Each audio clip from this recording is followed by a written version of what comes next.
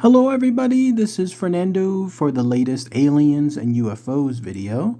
Alright, let's go ahead and let's continue with part 2 of chapter 5 from the book UFO Sightings by Alan Baker. This one having to do with the title, Official Reactions to the UFO Phenomenon. So once again, this is dealing with multiple examples of various governmental departments and how they handled or officially or non-officially, stuff related to UFO landings, UFO sightings, alien abductions, and so on. We already heard about several examples that involves government departments. This one has to do with more type of projects, so I'll share those here and then give my own thoughts and opinions on them afterward. Let me know what you guys think too about this chapter. There seems to be a lot of technobabble associated with them when it comes to these official or unofficial projects within these government agencies, but it's always interesting to hear this kind of stuff because it's still happening to this very day. So let's go ahead and let's share that info and then we'll see what this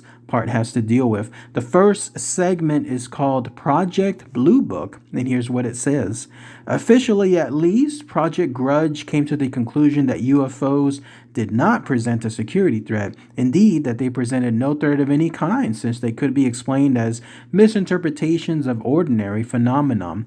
On December 27, 1949, the Air Force announced that the project had been terminated, and a final report was quickly issued entitled Unidentified Flying Objects, Project Grudge.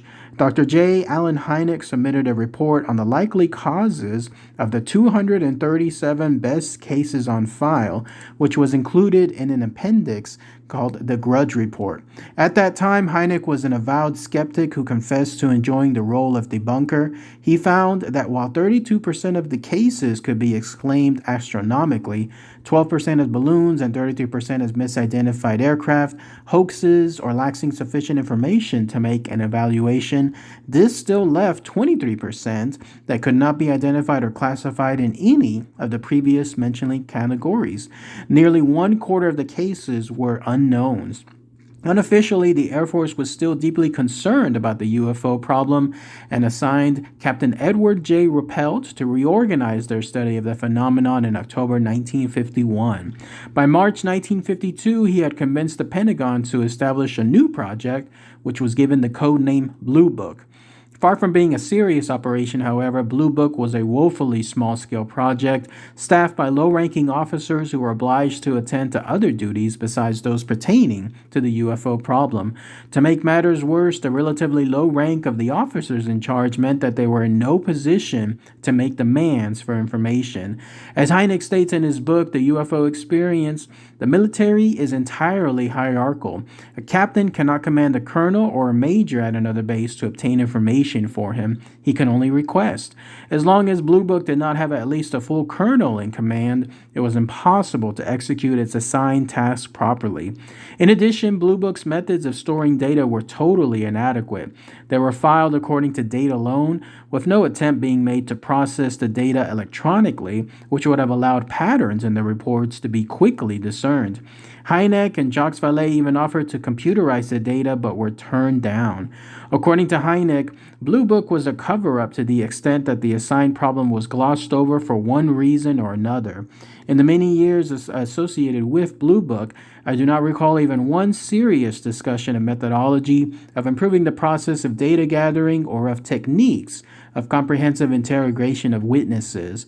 Air Force incompetence in dealing with UFOs did not square with the activities of the UFOs themselves, which demanded an all-out effort to solve the mystery. In his book, Report on Unidentified Flying Objects, Captain Ruppelt describes the situation surrounding the famous invasion of Washington in 1952. When radars at the Washington National Airport and at Andrews Air Force Base, both close to the nation's capital, picked up UFOs, the sightings beat the Democratic National Convention out of headline space. They created such a furor that I had inquiries from the office of the President of the United States and from the press in London, Ottawa, and Mexico City. A junior-sized riot was only narrowly literally averted in the lobby of the Roger Smith Hotel in Washington when I refused to tell the U.S. newspaper reporters what I knew about the sightings. Besides being the most highly publicized UFO sightings in the Air Force annals, they were also the most monumentally fouled up messes that repose in the files. The Great Wave of sightings in 1952 was a cause of concern not only to the Air Force, but also to the CIA, which perceived a twofold danger. First, that enemy agents might seek to clog the channels of military communications with false UFO reports, and second, that if the Pentagon got into the habit of dismissing reports of unusual objects in the skies, they might also dismiss a genuine enemy attack. Thus, on December 4th, 1952, the Intelligence Advisory Committee recommended that the CIA should enlist the services of selected scientists to review and appraise the available evidence in light of pertinent scientific theories. A panel was convened under the chairmanship of Dr. H.P. Robertson, a highly respected physicist with the California Institute of Technology. However, while the official reason for this panel was to evaluate the UFO phenomenon, the real reason was to diffuse the large and growing public concern over UFOs. The Robertson panel opened on January 14, 1953, and examined the 75 best documented cases from 1951 to 1952, which included the film footage of 12 bright objects taken at Tremonton, Utah, and the Great Falls, Montana footage showing two objects following a level flight path. The panel sat for 4 days. Its conclusion, in part, were as follows. As a result of its considerations, the panel concludes that the evidence presented on unidentified flying objects shows no indication that these phenomena constitute a direct physical threat to national security. We firmly believe there is no residuum of cases which indicates phenomena which are attributable to foreign artifacts capable of hostile acts, and there is no evidence that the phenomena indicate a need for the revision of current scientific concepts. The panel further concludes that the continued emphasis on the reporting of the phenomenon does, in these perilous times, result in a threat to the orderly functioning of the protective organs of the body politic. We cite as examples the clogging of channels of communication by irrelevant reports, the danger of being led by continued false alarms to ignore real indications of hostile action, and the cultivation of a morbid national psychology in which a skillful, hostile propaganda could induce hysterical behavior and harmful distrust of duly constituted authority. In order most effectively to strengthen the national facilities for the timely recognition and the appropriate handling of true indications of hostile action, and to minimize the concomitant dangers alluded to above, the panel recommends that the national security agencies take immediate steps to strip the unidentified flying objects of the special status they have been given and the aura of mystery they have unfortunately acquired, and that the national security agencies institute policies on intelligence, training, and public education designed to prepare the material defenses and the morale of the country to recognize most promptly and to react most effectively to true indications of hostile intent or action.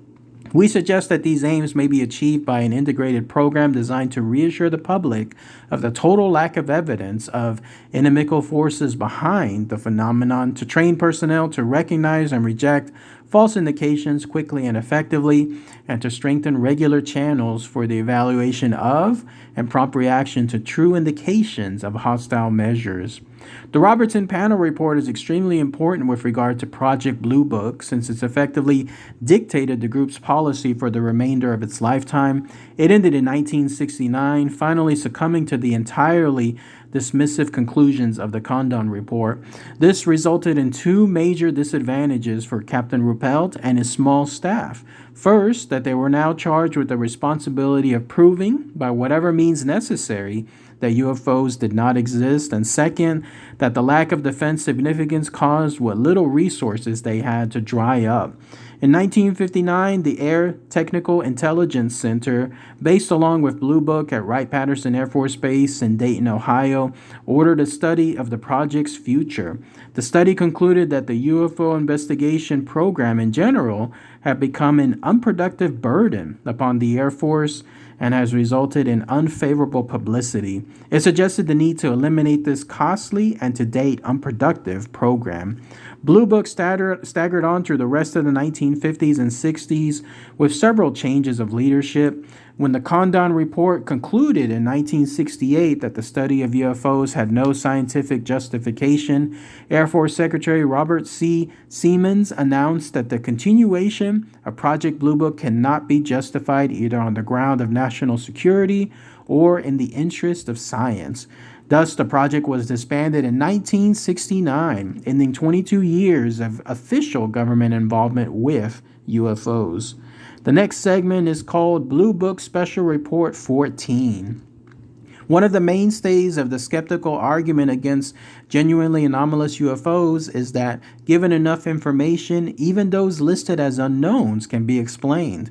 In other words, they are unknown, not because they represent a genuinely unexplained phenomenon, but simply because there are not enough data in the report to provide the mundane answer that is undoubtedly there. This would have been a fairly plausible argument had it not been proved false by the research, which resulted in Blue Book Special Report number 14.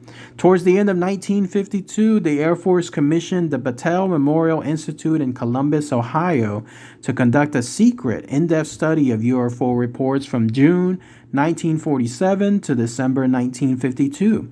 The impetus for this seems to have been the Great Flap of 1952, which included the Washington invasion. The Battelle Memorial Institute was a private industrial research organization with impeccable scientific credentials. In his 1977 book, The Hynek UFO Report, Dr. J. Allen Hynek provides an explanation of the methods used by Battelle in its study. The basic question to be addressed was, do these reports classified as unidentified differ fundamentally from those classified as identified? If similar descriptions are reported for each group, then it should be concluded that they belong to the same statistical universe, in which case the skeptics are correct in their assertion that all sightings are ultimately amenable to mundane explanation. However, if the two classes differ significantly, then the opposite inclinations holds. UFOs represent a genuine mystery. The statistical tool used by Battelle is known as the chi-square or chi-square test, which determines the probability that one set of things differs fundamentally from another. Hynek offers an example of this.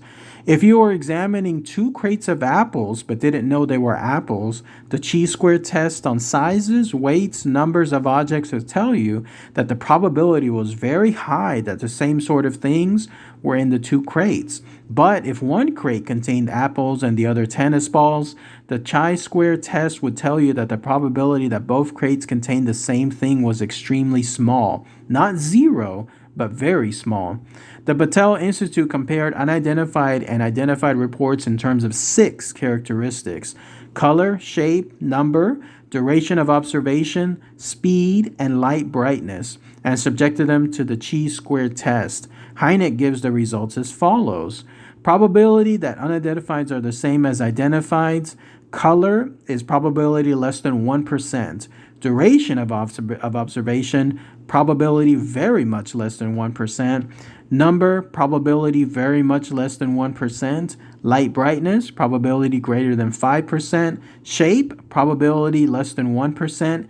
And speed, probability much less than 1%.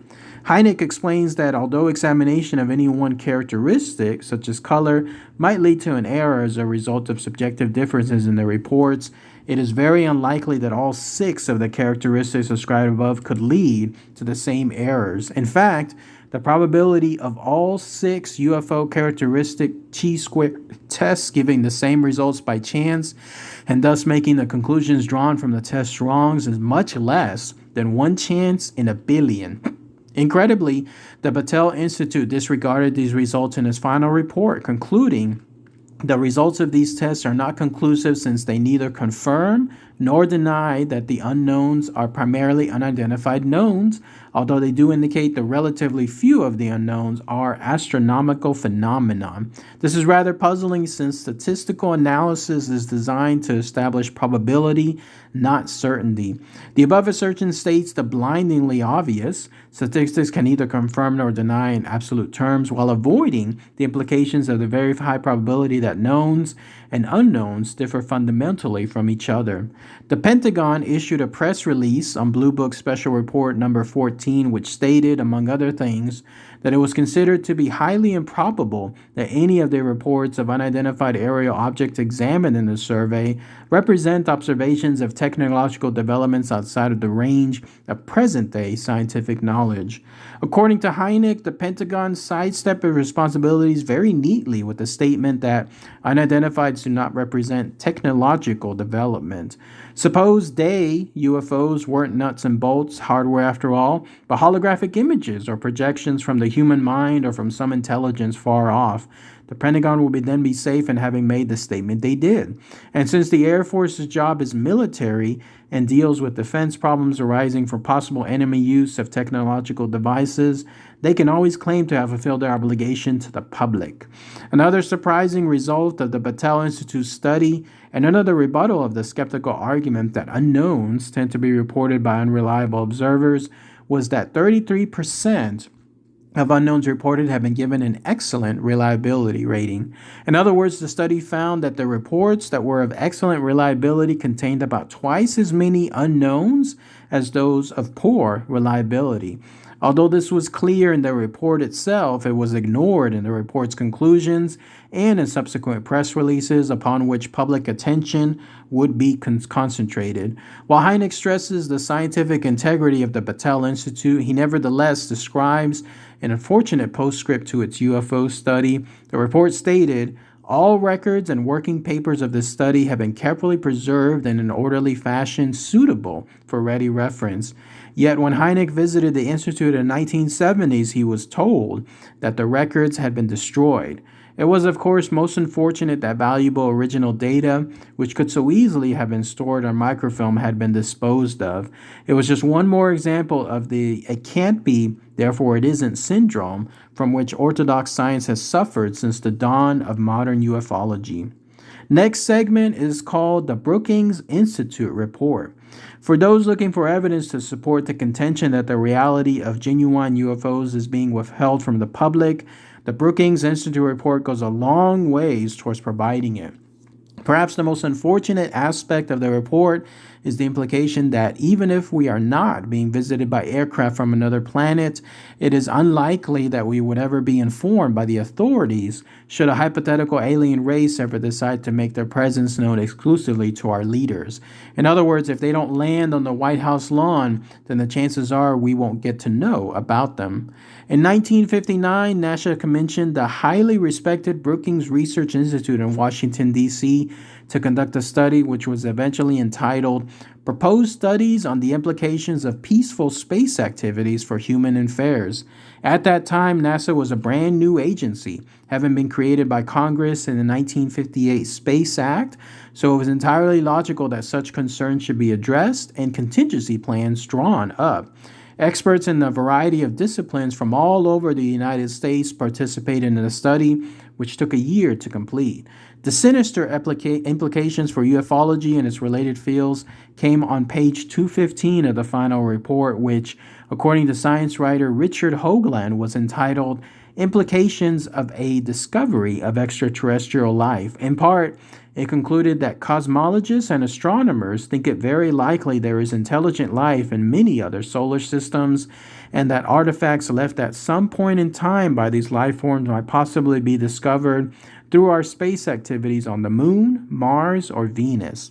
The section on extraterrestrial implications dealt with the need to investigate the possible social consequences of an extraterrestrial discovery and to consider whether such a discovery should be kept from the public in order to avoid political change and the possible devastating effect on scientists themselves due to the discovery that many of their own cherished theories could be at risk.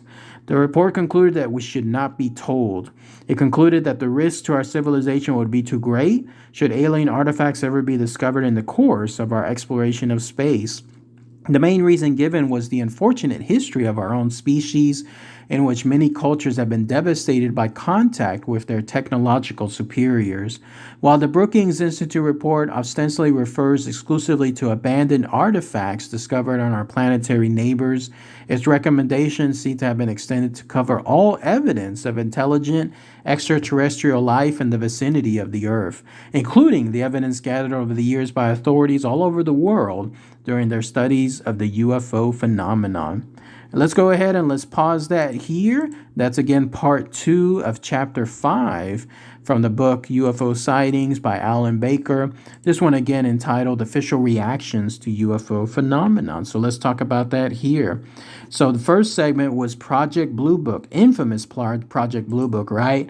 It was fascinating to read that despite the prominent name that Project Blue Book has throughout all these years, that it was basically set up to be doomed. Here you had a situation where it was given a low budget. It was basically staffed by low-ranking officers, those who already had other duties that they were responsible for. So this was just an extra job for them, something else that just involved more work on the side on top of the full-time job that they had. So in reality, how much time could they have put in it, right? And then on top of that, it was lowly budgeted. So here you have a situation where they tried to go elsewhere, and even if they had the budget for it to do their research, what rankings did they have? They would have no chance to tell someone that they wanted to see something if that person said no and it happened to outrank them. So definitely something that looked like it was set up where it was just given on paper like it was going to be a success, but all along it was just going to be doomed. And so very little chance of truly discovering anything. The fact that it was later shelved so quickly, so easily, kind of points to that. Then there was that other segment, Blue Book Special Report 14, which talked about analysis and statistics. Interesting stuff. I didn't really understand too much of it, other than the fact that the unknowns tend to fall at a higher percentage of being excellent reliability. So there's always that. That's always something positive, as opposed to falling under something that's poor in terms of reliability. So in other words, having excellent witnesses, reliable ones, definitely strengthens the idea that a lot of these experiences are real.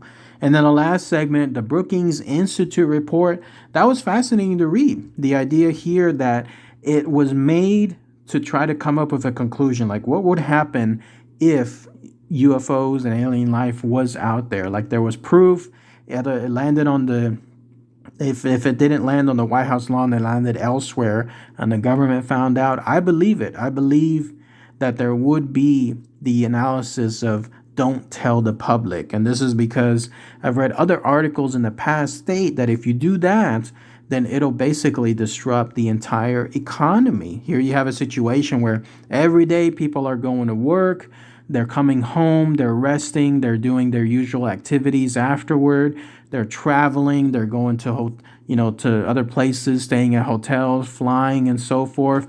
The main idea is all of that is staffed by workers, and they're working towards whatever their goal is. But if all of a sudden there's something else monumental, like, hey, there's life out there in the world outside of our world. In other words, there's, as the book said, on Moon or Mars or Venus, what impulse would people have to work now? What impulse would they have to go to religion as well? That was another thing that the articles were mentioning. All of a sudden, people would begin doubting the importance of what they're doing, and that would just make things so bad. When you think about it, think of it this way. It's like, why would I be stuck in a this is what people would think. Why would I be stuck in a computer 8 hours a day when there's an entire universe out there with a bunch of aliens and UFOs and stuff to explore?